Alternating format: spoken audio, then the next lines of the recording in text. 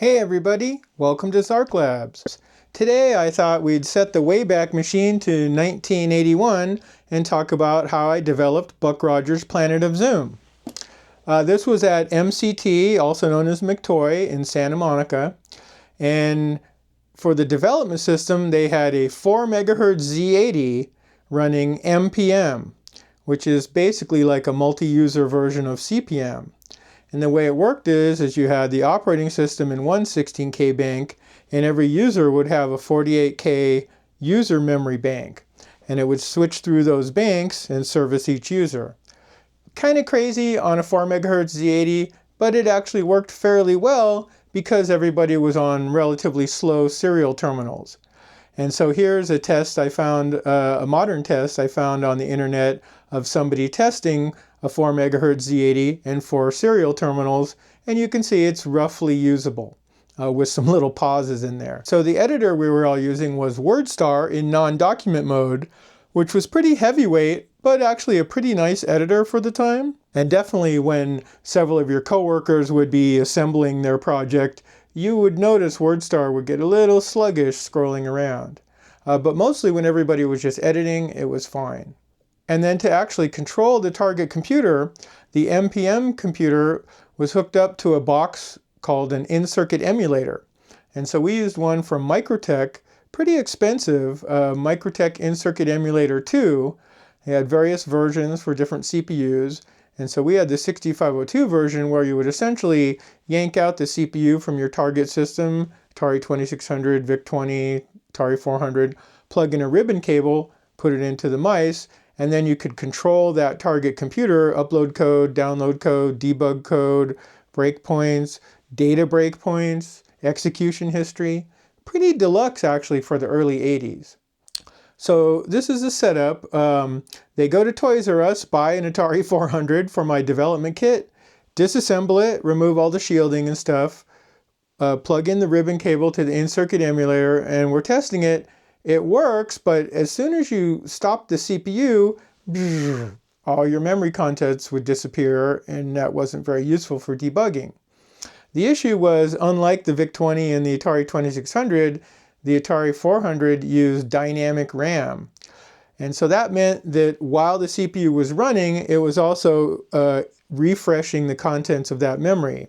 And so with the in-circuit emulator, when the CPU was halted, the memory wouldn't be refreshed and it would basically forget what it was remembering. So luckily, the people at MCT had some hardware folks, and so they were able to basically wire wrap a one-off static RAM card for the Atari 400. I was able to put this in the system and go ahead and develop the game. And so I developed the 400-800 version in one big room with Eric, who was developing the Atari 2600 version, Steve on the VIC-20, and we also had Jim, who was doing the TI 994A version.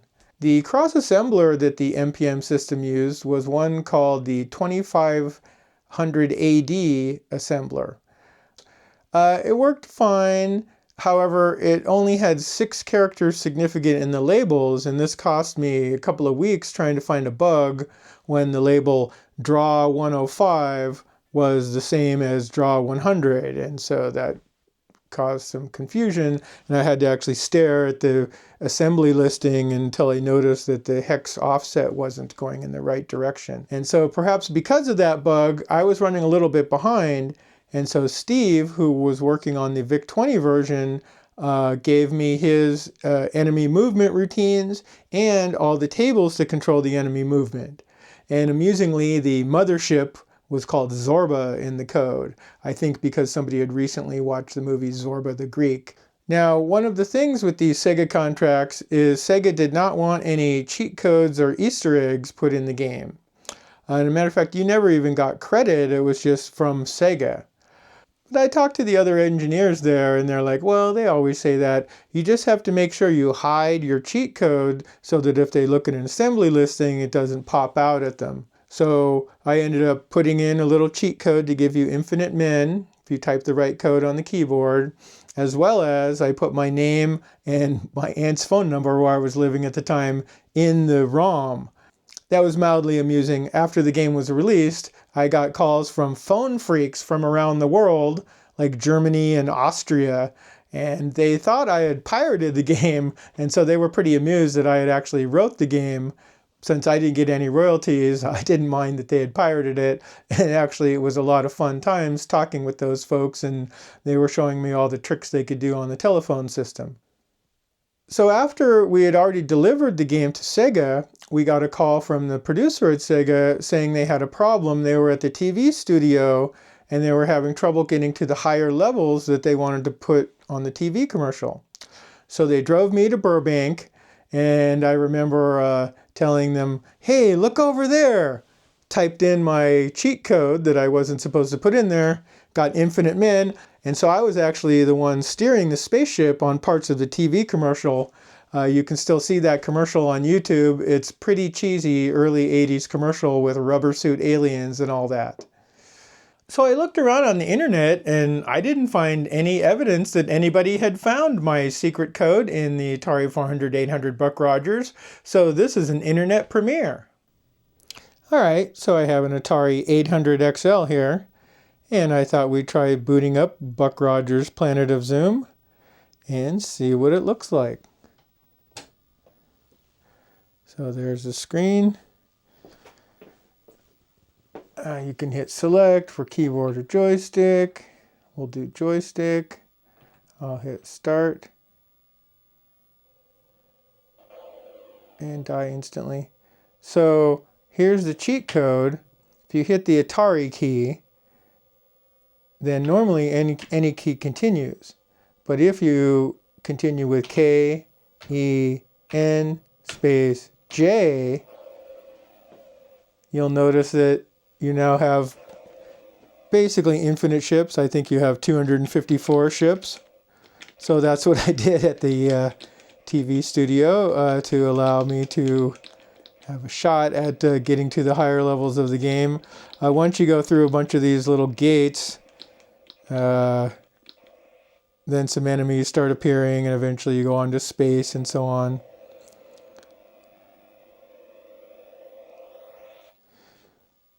So since I only had 8K of RAM, I didn't have enough memory to double buffer the screen, so that's why the graphics are a little flickery. But the biggest mistake was the way I'm drawing the playfield using interrupts is just taking way too much CPU, and I should have used a different method.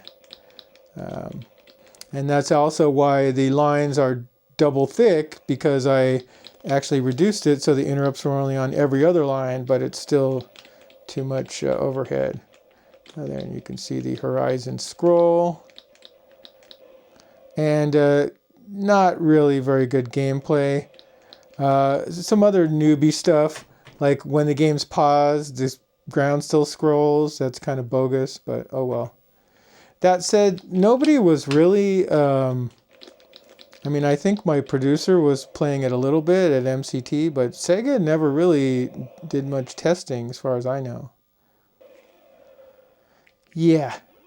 Alright. Buck Rogers, Planet of Zoom. So that was the development of my first commercial game, Buck Rogers, Planet of Zoom. After the 400-800 version, I also made a 5200 version, which is basically the same game, but the in-circuit emulator didn't work at all in the 5200. So for every iteration of the game, I had to burn 2 EEPROMs, put them in a download it to the serial EEPROM burner, put it in a cartridge, stick it in the machine, power it on, see what happened. Luckily, the 5200 is almost the same as the Atari 400, except for some initialization, the memory map is different, and the joysticks were quite different. And so it took a little bit of work. Right on. Thanks for watching. Take it easy.